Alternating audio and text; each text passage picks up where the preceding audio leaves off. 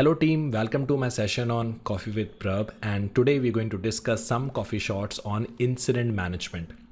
Incident management is an important topic in CISSP, CCSP and CISM, and with that aspect I come up with this coffee shot.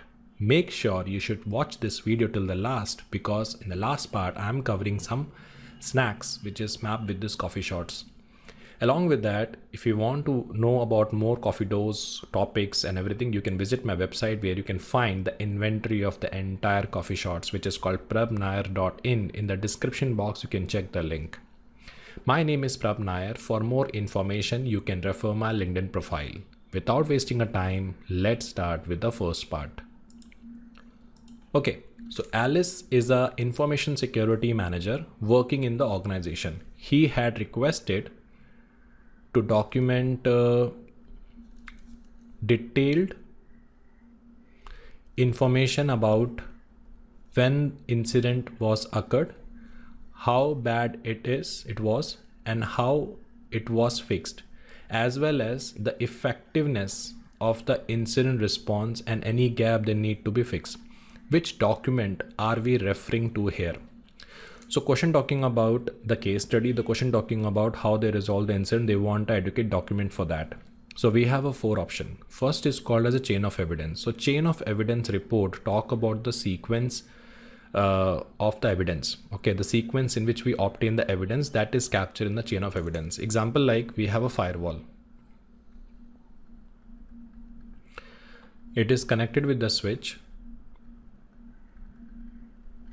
We have a system A, we have a system B, we have a system C. So there is an incident which is occurred. So it was able to penetrate into the firewall 1.1.1.IP. That log was captured in the firewall, then it log captured in the system A, system B and system C. So first we obtain the log from here, then we obtain the log from here, then we obtain the log from here, then we obtain the log from there. All these logs and evidence we have correlate in a sequence. So later I can use that report, later I can use the timestamp to correlate the event. So that is called as a chain of evidence. But the question is not talking about sequence, the question talking about when the incident was occur and how it was fixed. Chain of custody report track the evidence handling. Who hold the evidence? Example, it was me, Prab, who hold the evidence at 7:40. I hand over the evidence to Rita at 8:50. Then Rita hand over the evidence to Akash at 10 a.m. and Akash is the one who carried the evidence in the court. So this documentation will be captured in the chain of custody. Firewall analysis report is only talking about the specific thing. The most important thing is called as a lesson learned report. It is also called as a post-mortem. So in the incident management process, the last phase is called as a lesson learned report, in which we capture entire information about the incident, how it was detected, when it was detected, what was the reason and how we have resolved that, so that we can able to improve our existing incident response process. That's why the answer is basically D for Delta. Let's move to the next coffee shot.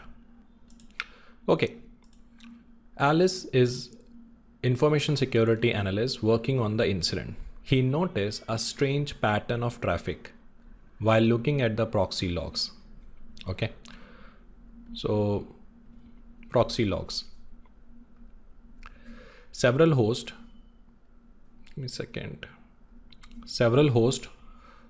on the insides were constantly talking to an external IP address over the port 443. There was a report of an incident and probe was started. After talking to the affected clients, the analyst found that activity began right after the new patch installation. Based on this information, which of the following would be the next step in the investigation? Okay, so question is specifically talking about, they have recorded the incident, it is confirmed, now external IP is trying to download something or all that, and they also verify this has happened after the new patch installation. So option A, do a network scan to find a nefarious device that might be causing the traffic and take those things off the network. But problem is that we are already clear it is an external IP, so it is not an internal, so A removed. Option B, find out the destination IP addresses, who own it, and look at the process running on the affected host to see if the activity is malicious, because here what happened, this is your firewall and this is your internal network. We have already confirmed there will be some host which is affected and they're sending data outside. So first thing we need to identify what is the IP on which they're sending a data. So B can be PARC. C say install antivirus, validate the control, but that is something is a action plan that we're taking after identifying the gap. But here we are not clear about that who downloading a data. Might be it is a legitimate IP also. And option D is add a desktop support staff to a bit by bit image of all the affected computer and reinstall the patch design software. But if you go by the D option, it is more like an action plan. The question itself talking about the investigation. It is not talking about the mitigation plan. So as a consultant, I will initiate the probe of finding the IP on which they're downloading a data. Because that for sure it is clear that okay, on specific port number 443 they're sending a data. Might be it is a legitimate host also. I need to confirm that as a part of a due diligence. That is why first I will find out destination IP, and according to that I will take the further plan where I will go for install antivirus or ask the desktop support for the bit by bit image. Let's move to the next coffee shot. So question is, what is the primary goal? Now keyword is primary is there. It means question talking about the outcome for any action. Primary goal of incident management team in the organization. So if we have an incident management team, what is their goal? Option A, reducing the impact and restore the services. Yes, definitely I will park this option. Gathering, analyzing information, that is also true. Roles and responsibility for IR team personnel in each incident type.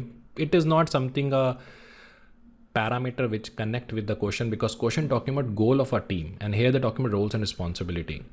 Option D is conducting a test and exercising of the IR plan. That is also true. But why we doing the testing? Why we gathering the information? So that I can able to reduce the impact and restore the services. So B and D is the input to the A, and A is the overall outcome. That's why the answer is A.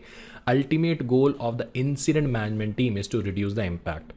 Remember one thing, we have a two type of team in the organization. One is called as an incident management team and one is called as a problem management team.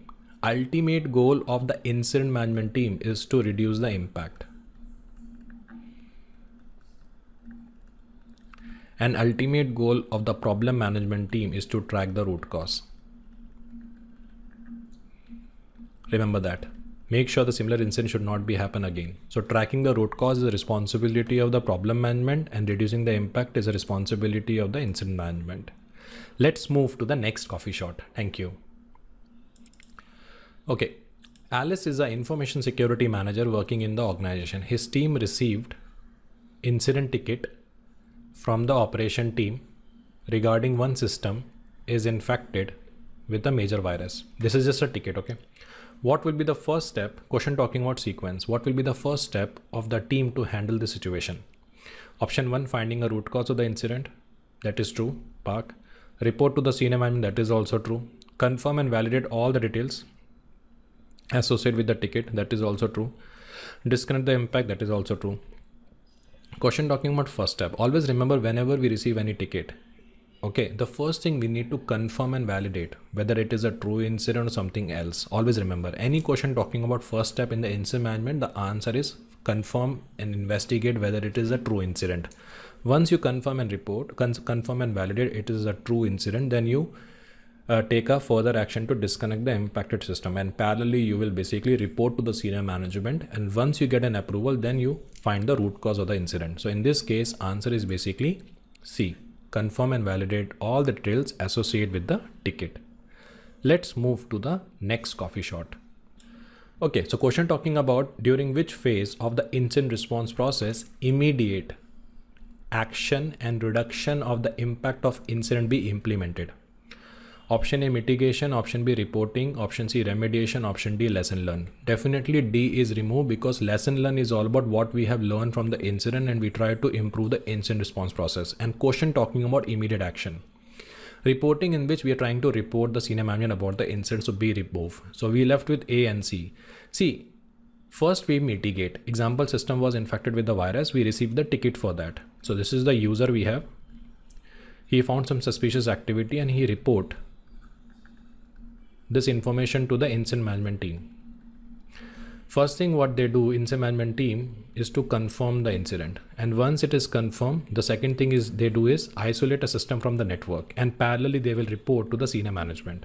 Once they get an approval, then we try to install the new operating system, add on antivirus, and by that they try to reduce the further impact. But the first immediate thing they will do is isolate a system immediately from the network. So that is why I'm going with the answer A. Mitigation is basically a temporary solution, and remediation is basically a permanent solution. We discover the COVID symptoms in the candidate, isolate him immediately from the family. That was a mitigation we did. Make sure it should not have a further impact. Then we went for the 14 days recovery, that is called as a remediation and further recovery. Because remediation is basically where we're basically trying to find the root cause, how this happened. So make sure similar incident should not be happen again. In some cases, we also initiate the recovery. Even after recovery, we have a remediation, because on remediation, we're trying to identify the root cause. Okay. So here the temporary activity is a mitigation. Let's move to the next coffee shot. At which particular stage of incident management process we do the following activities: remove the system from the network, update the firewall to reduce the impact, and move system to quarantine. Definitely D removed and B removed, because reporting and lesson learn is not a phase where we're doing this. So we left with A and C. As I said, remediation is basically a phase where we do the root cause to make sure, identify what was wrong. But here the question talking about removing a system, that is an immediate thing what we're doing. And that is something which is happening in the mitigation phase. Anything is basically we discover suspicious after confirming, the first thing we have to do is isolate them to make sure we should not have a further impact. That's why the answer is A. Let's move to the next coffee shot. Okay. In which stage of incident response process, team will immediately isolate and contain an incident containment limit, or otherwise disable the complex system or component like user account, servers, or workstation. Again, the question talking about immediately. Keyword is immediate and second keyword is isolate. Lesson learn and reporting is removed. We're left with A and C. So close option is basically talking about here mitigation only, because in a mitigation we're doing a temporary activity, whereas in remediation is do the root cause. Okay, that's why the answer is A. Let's move to the next coffee shot. Okay, what is the primary goal of a recovery phase this time in the incident management process? Option A, reduce impact, but reduce impact happen in the mitigation, so that is removed. Conducting root cause, that is done in the remediation phase, that is removed. Analyze the incident, that is done in the first and second phase, which is called detection response. My ultimate goal in the recovery is restore the system back to the production as per the SLA, MTD, RTU and all that. That is why the answer is C for Charlie. Okay. Because in a first phase, we have a detection, then we have a response, then we have a mitigation, then we have a reporting, and then we have a recovery, where we need to reinstall the window, reinstall the antivirus, clean the system, eradicate the threat, and restore the system back to the production. Ultimate goal is to restore the system back to the production within a defined SLA. And then now we don't have any kind of a burden of any kind of SLA. Then we basically do the investigation how this happened. So make sure it should not be happen similarly again in the future, which is called as a remediation part, where we involve the problem management and all that. So ultimate goal of the recovery phase is to restore the system back to the production. That is the ultimate goal we have. That's why we went with the C as an answer. Let's move to the next coffee shot. Okay. In which stage of incident response process, team should identify what went well, what could be improved for a future incident. Makes sense? Team also using a matrix from the incident response process and analyze to support the decision making, and the intent is to highlight both positive and negative aspect of the incident response to facilitate the improvement. Now there will be some keywords are there. Here the team want to improve the process. In a mitigation, we are ultimate goals to reduce the impact. In reporting, we notify the concerned party during an initial incident discovered. Remediation is basically a phase where we restore the system back to the production, and along with that we're doing a root cause. Okay, my goal in the C stage is to find what went wrong so we can able to find the major root cause and solve that. But we are not in this phase trying to learn the lesson. Okay, because question talking about improving the positive and negative aspect, improving the process. Remediation is basically the phase where we involve the problem management to identify what went wrong so we can able to resolve that. Okay, what is the primary reason of this incident happening again and again? So we're still taking an action in the remediation phase. We are not learning anything from there. That become the input to the lesson learned phase where we try to improve the process. That is why the answer is basically D. Any question talking about improvement, post-mortem, improve the negative, positive aspect, improve your validation, remember answer will be lesson learned. Because ultimate goal of the lesson learned is to improve your response process. Okay. Let's move to the next coffee shot. Okay, it's a very tricky question. What is the primary reason for gathering evidence during an incident management process while dealing with critical incident? Resolve the incident, that is true.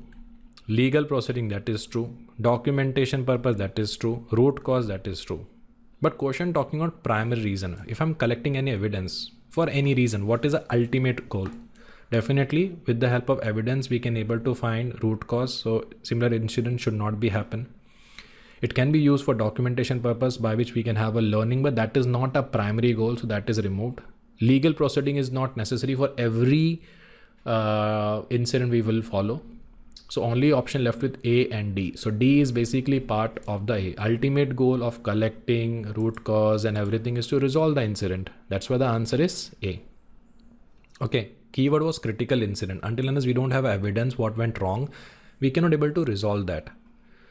So we need a solution, and that solution we get from the document. That's why the answer is A for alpha. Let's move to the next coffee shot. Thank you. Okay. You are working in the information security. You're working as an information security manager in the organization. Your organization has reacted to security incidents. The breach has been mitigated and all system has been recovered according to the SLA and contract. It means we already reduced the impact. What is the best action plan we can take to make sure similar incident does not happen in our organization? So option A, conduct a root cause analysis of the incident. That is true. So let me park. Inform the management of the business case. We can do that, but this is something we're doing when we finalize the solution and convince the management for that. But here the question talking about it, similar incident should not be happen. So we can do this, but without root cause, we cannot do that. Document the entire incident, share with other, but that doesn't give me the outcome of it should not be repeated again. Might be they will not consider that. And without sharing the root cause, we cannot share this document. Validate the result, reduce the impact. Again, it is a mitigation phase. Question talking about similar incident should not be happen. So first thing what we have to do is conduct the root cause analysis of the incident, identify why this is happening again. You identify you need a firewall. You can add in your business case, convince the management for that, and parallelly you can document the entire thing and share with the department. Here we will go with the A because we want to ensure that similar incident should not be happen again. Root cause analysis definition mean that scenario analysis of the incident to identify what went wrong. Okay, what is the reason of this happen so that similar incident should not be happen again. So that is the ultimate goal of the root cause analysis. Okay, it's a scenario analysis of the incident parameter, which is basically driven by the problem management team.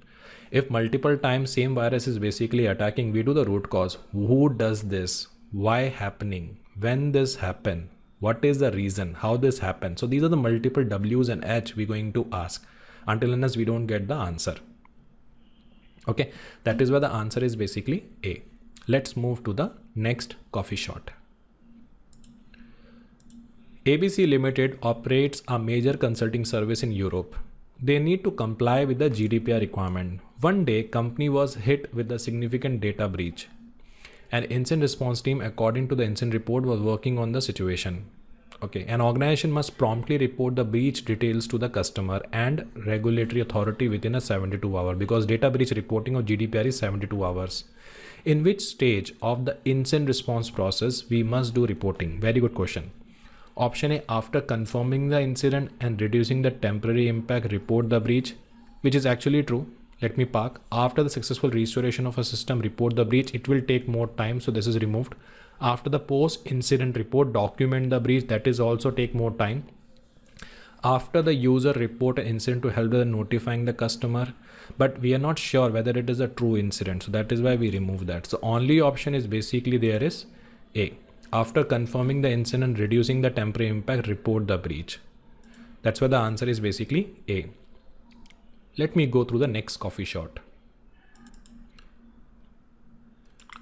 So it's a very good question. At which stage of the incident response process does team confirm the incident, identify the criticality and categorization of the incident, which is called as a triage, because it is not possible to handle all kind of incident on the same time.